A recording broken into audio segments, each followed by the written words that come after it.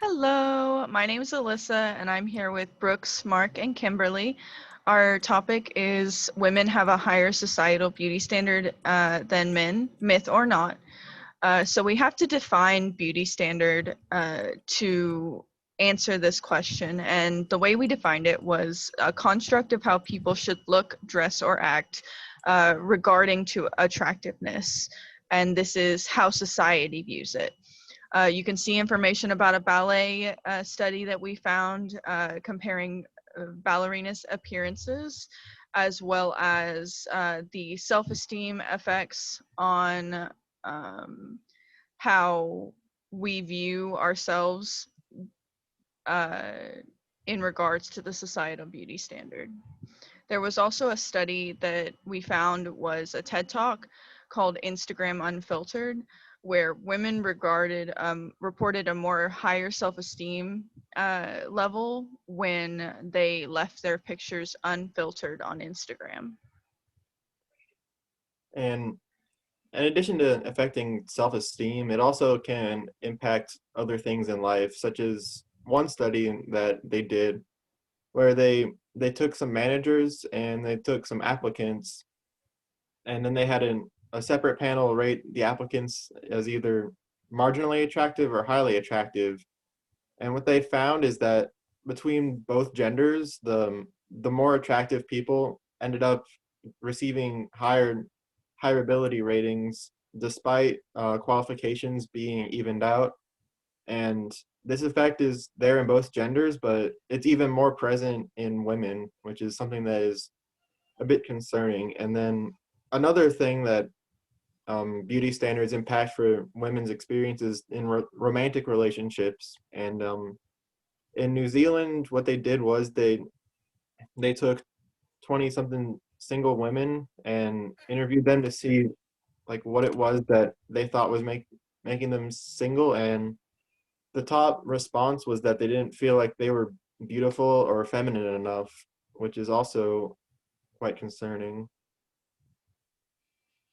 When studying the specific traits that society finds attractive in men, we've learned there's no single right answer. To clarify, our findings have showed us people don't judge men on whether they're seen as skinny or fit. Men actually aren't judged by your average waist to hip ratio. Usually, a strong or athletic build is seen as most attractive. Hair with facial, facial, sorry, facial hair with a full beard has been rated higher than any other shape or trim, which some men can't grow beards, so they can't really meet that requirement. Society tends to choose preferred hair color depending on what geographical location they're from and what ethnicity. For characteristics, a good sense of humor is one of the most attractive traits a man can have. Wealth and higher social status can make someone seem more attractive, but in the end, generally, a good personality and a good sense of humor is more important.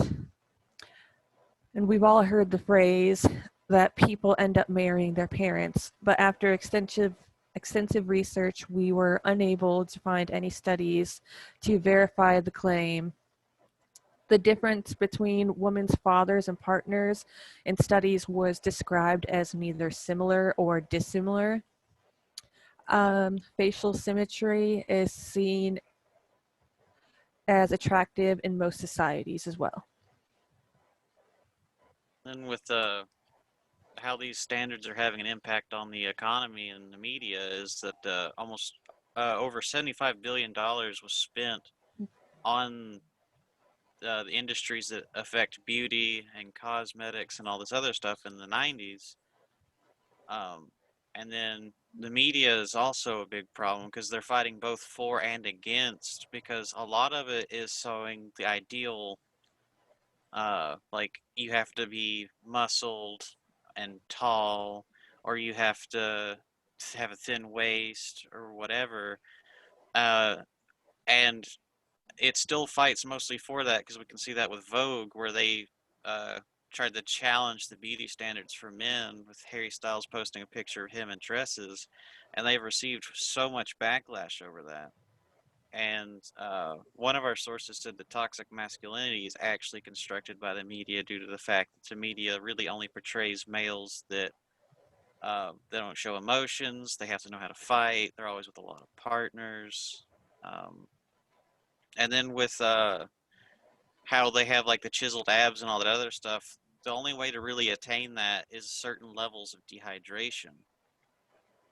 Um, and then modeling agencies are really tough on both genders, because you have to be over 5'8" to 6 foot for women, where you have to be 5'11" to 6'3" on men.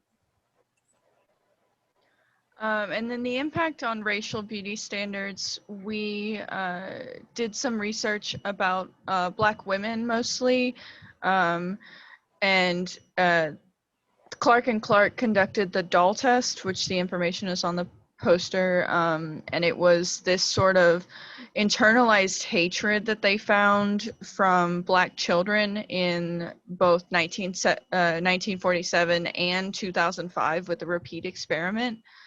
And it's just the Black women are negatively impacted by European beauty standards constantly in our society.